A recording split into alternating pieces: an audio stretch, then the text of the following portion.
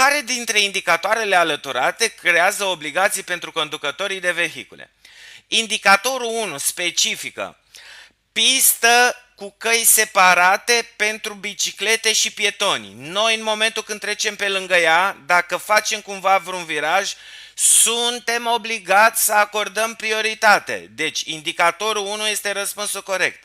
Indicatorul numărul 2 presemnalizează o trecere pentru pietoni, adică indicatorul ăsta te avertizează că în 50 sau 100 de metri, depinde la câți metri sunt amplasați, pentru că nu au metri fixi, da? Ne atenționează că urmează o trecere de pietoni. În situația în care polițistul se află cu fața la un autovehicul care se apropie, având brațul drept, stop. Dragilor, brațul drept este oprire pentru mașinile care îi vin din spate. Dacă el este cu fața, înseamnă că noi ne putem continua deplasarea, că nu ne intersectăm cu brațul lui. Să continue deplasarea, deoarece semnalul nu se adresează. Rotirea vioaie a brațului unui polițist semnifică trebuie să mărim viteza. Mărirea vitezei de deplasare sau grăbirea traversării drumului de către pietoni. Sunteți obligați să circulați cu o viteză care să nu depășească 50 de km în afara localităților în următoarele situații. La trecerea pe lângă animale care se deplasează pe partea carosabilă sau acostament, da. De ce? Păi vă dau un exemplu real. În afara localității, pe drumul european, noi putem să circulăm cu 100 de km la oră. Noi dacă avem animale pe lângă drum, cum mai evităm noi animalul ăla în caz că ne seară în față? Cum oprim noi mașina în condiții de siguranță? De la 100 de kilometri nu mai ai cum, tocmai de-aia trebuie să circul cu maxim 50, după ce treci de animalele astea, mărești din nou viteza. La circulația prin tunele, în tunele noi nu suntem obligați să reducem până la un maxim 50, la tunelurile scurte nu vedem indicatoare cu viteza, menținem viteza categoriei de drum. La tunelurile lungi o să vedem un indicator la intrarea în tunel. Noi trebuie să respectăm viteza din indicator, dar asta nu înseamnă că eu trebuie să merg cu 50. Păi vă dau un exemplu real.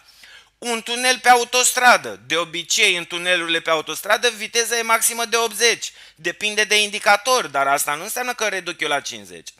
În zona pietonală semnalizată ca atare. Păi zona pietonală este cea mai mică zonă ca și viteză de la noi din examen. 5 km la oră. Asta înseamnă că decât au rămâne răspunsul corect. Ce obligații aveți în calitate de conducător auto? Să circulați cu o viteză cel puțin egală acelei prescrise în viteză minimă obligatorie, corect. Vă dau un exemplu real. Dacă viteza minimă obligatorie este de 40, tu ai voie să conduci cu minim 40 sau mai mult de 40, dar nu ai voie sub 40 de kilometri. Este un indicator rotund pe fundal albastru. Când nu vă este permisă întoarcerea unui vehicul? Când lățimea drumului este mai mică de 7 metri, nu are nicio treabă pentru că avem 6 metri.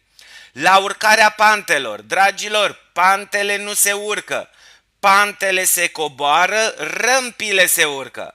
Dacă A cu B sunt răspunsuri greșite, singurul care rămâne corect este C-ul.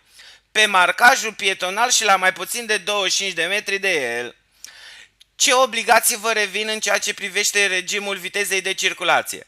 Trebuie să respectăm regimul legal de viteză, aplicabil pe traseul pe care vă deplasați, afara localității, drum județean, maxim 90. Nu trebuie să vezi indicator pentru că știi vitezele. Să adaptați viteza în funcție de condițiile de drum, astfel încât să puteți efectua orice manevră în condiții de siguranță.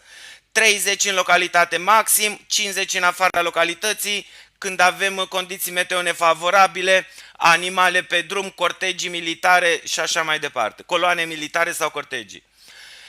Cum veți proceda corect pentru a intra pe autostradă folosind banda de intrare, adică banda de accelerare? Banda de accelerare, dragilor, are 3 răspunsuri la noi în examen. 1. Trebuie să mărim viteza, că de-aia se numește bandă de accelerare. Răspunsul ăsta momentan nu-l vedem. 2. Să respectăm semnificația semnalizării rutiere, găsim la A. Veți respecta semnificația semnalizării rutiere a drumului respectiv. Și 3. Trebuie să le cedăm trecerea vehiculelor care circulă pe prima bandă. De ce? Pentru că noi intrăm de pe banda de accelerare pe banda lor, noi le acordăm prioritatea lor.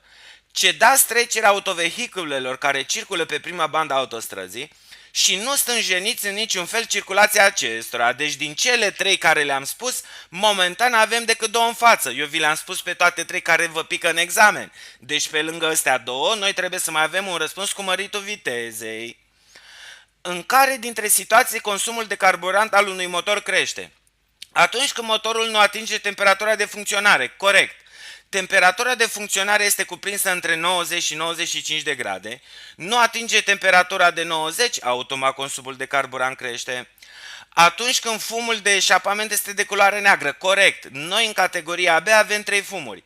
Negru combustibil, albastru ulei, alb garnitura de chiloasă. Atunci când motorul funcționează cu întreruperi, corect. Păi dacă se întrerupe înseamnă că undeva se pierde. Dacă se pierde, automat va crește consumul de combustibil. Deci toate cele 3 răspunsuri corecte, mergem mai departe. Semnalul agenților căilor ferate executat cu un fanion roșu, stop. Ce am învățat noi întotdeauna că facem la culoarea roșu? Trebuie să oprim. Nu respectăm semnalul agenților căilor ferate, amendă și puncte de penalizare, nu se aplică suspendare. Singurul la care se aplică suspendare este polițistul rutier. Cum veți proceda corect dacă, la apropierea de o trecere la nivel cu calea ferată, prevăzută cu semibariere automate, semnalele sonore și lui hopa, iar avem culoarea roșie, ce facem la roșu? Întotdeauna trebuie să oprim. Reducem viteza de deplasare și oprim înaintea semibarierelor. Țineți minte, ocolim semibarierele, 120 de zile de suspendare. Este interzisă oprirea voluntară. Dragilor, întrebarea asta face parte din pașii de urma la sală. Atâta timp cât am văzut mai puțin de 25 de metri, evident ăsta e răspunsul corect, nici nu mai citim ce scrie în plus. Știți bine pașii de urma la sală? Corect. Este permisă staționarea vehiculelor în zona de acțiune a indicatorului drum îngustat? Nu. Staționarea nu este permisă. De ce? Pentru că dacă avem un drum îngustat și noi stăm acolo mai mult de 5 minute, celelalte mașini pe unde mai trec dacă drumul e îngustat? Păi nu mai poate să treacă din cauza noastră. Cum puteți folosi în condiții optime capacitatea de frânare a motorului atunci când coborâți o pantă lungă și înclinată? Păi activăm frâna de motor. Cum activăm frâna de motor? Băgăm maneta într-o treaptă inferioară. Schimbați la timp într-o treaptă inferioară, B-ul se numește frână de motor. În care dintre situații se reține certificatul de matriculare sau de înregistrare? Păi trebuie să fie ceva în regulă cu mașina sau cu actele mașinii. Când ITP-ul a expirat, da, dacă ITP-ul a expirat și ești cu mașina aia pe stradă, o să-ți oprească certificatul. Când claxonul nu funcționează în parametrii optimi, păi e doar claxonul, dragilor, nu este ceva de gravitate medie sau mare, este de gravitate mică. Când motorul emite diverse zgomote, dragilor, nu confundați cu zgomot peste limita legală, ci diverse zgomote. Păi cine are mașină diesel știe, iarna când o pornește, motorul ăla până se încălzește și până uleiul circulă, automat va scoate diferite zgomote. Asta nu înseamnă că nu am voie să ies cu mașina pe stradă. Deci decât aul rămâne răspunsul corect. În ce situație este sancționat conducătorul unui vehicul cu amendă contravențională și suspendarea exercitării dreptului de a conduce? La 20 de kilometri avem puncte, la 30 de kilometri avem puncte, ce depășește 50 de kilometri este primul prag de suspendare la viteză cu 90 de zile. Al doilea prag de suspendare la viteză este peste 70 de kilometri, dar acolo avem 120 de zile de suspendare. Când este indicat să verificați presiunea din anvelope? Păi întotdeauna când anvelopele sunt reci înainte să pornim la drum. Noi dacă apucăm să facem kilometri, anvelopele se vor încălzi. Dacă băgăm atunci aer în ele, automat vom modifica mărimea și forma cauciucului. De regulă înainte de a porni la drum. Ce măsuri se iau în cazul accidentării foarte grave a unei persoane într-un accident de circulație? Păi, dragilor, dacă e foarte gravă rănită, noi nu ne băgăm, că noi nu suntem cadru medical. Noi doar acordăm primul ajutor, respirație sau masaj cardio dacă este necesar. Încă o dată, când e foarte gravă rănită, noi nu ne băgăm pentru că nu suntem cadre medicale. Acordarea primului ajutor până la sosirea ambulanței. Ce factori influențează cel mai mult durata de serviciu a pneului? Presiunea. Dacă presiunea este prea scăzută, pneul se va uza pe margini și va crește consumul de carburant. Dacă presiunea este prea mare, avem șanse să ne explodeze în timp ce conducem. Mergem mai departe. Ce vă este interzis în această situație? Avem indicatorul cu drum îngustat, nu avem voie să oprim sau să staționăm și găsim direct la A.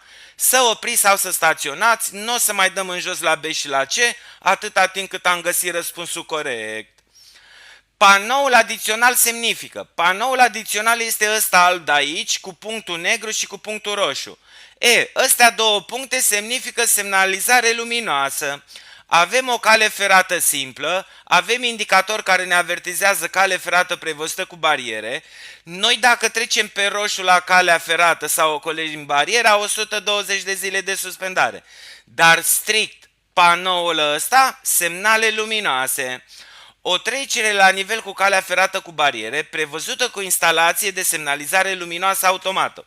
Dacă găsim răspunsul corect direct la A, nici măcar nu mai dăm în jos la B și la C. Indicatorul semnifică sfârșitul interzicerii de a depăși. După ce trecem de indicatorul ăsta, putem să intrăm în depășire liniștiți. Vedeți că linia continuă este exact până în dreptul indicatorului. După indicator deja apare discontinua. Dăm frumușel în jos și găsim la B. Sfârșitul interzicerii de a depăși. Este corectă depășirea autocamionului din imagine? Nu, pentru că linia continuă este mai aproape de mașina noastră. Dăm frumușel în jos și găsim la C? Nu, pentru că linia continuă vă interzice acest lucru. Conducătorul autoturismului roșu, adică ăsta de aici, s-a angajat corect în depășirea autocamionului? Nu. De ce nu? Pentru că nu s-a asigurat în oglinzi. Din spate îi vine ăsta albastru care deja semnalizase și intrase în depășire. Pe lângă asigurare că nu s-a asigurat, nici nu a semnalizat. Nu, deoarece nu s-a asigurat și nu a semnalizat intenția de a depăși. Din punct de vedere al conduitei preventive, cum trebuie să procedați în această situație? Păi avem o minge în fața noastră, avem un copilaș care după poziția corpului lui vedem că se pregătește să vină să ia mingea. Asta înseamnă că noi trebuie să reducem viteza de deplasare, deoarece copilul s-ar putea întoarce pentru a lua mingea din drum. Care dintre vehicule trebuie să acorde prioritate pietonilor? Noi. De ce noi? Pentru că pietonii ăștia sunt pe sensul nostru de deplasare. Camionul galben poate să treacă liniștit. Vehiculul pe care îl conduceți trebuie să acorde prioritate.